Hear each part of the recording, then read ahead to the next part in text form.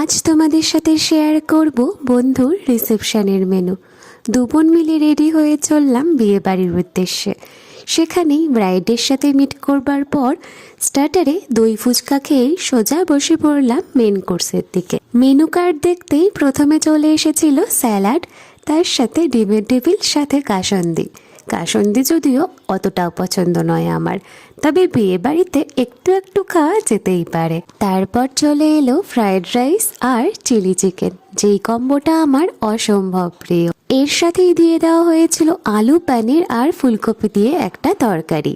টেস্টটা ডিফারেন্ট ছিল, খেতে দারুণ লাগছিল ফ্রাইড রাইস দিয়ে। তারপর ছিল সাদা ভাত, সাথে সেদিনের শোস্টপার মাটন কষা। মাটন কষাটা ফ্রাইড রাইস সাথে সাদা ভাত দুটো দিয়েই ট্রাই করেছিলাম। তোমাদের কোনটা সব থেকে প্রিয় কমেন্টসে জানিও। আমার তো সাদা ভাতের সাথেই পারফেক্ট লেগেছিল। এই ঠান্ডায় নিজেদের আসল রূপে চলে এসেছিলাম বাড়ি।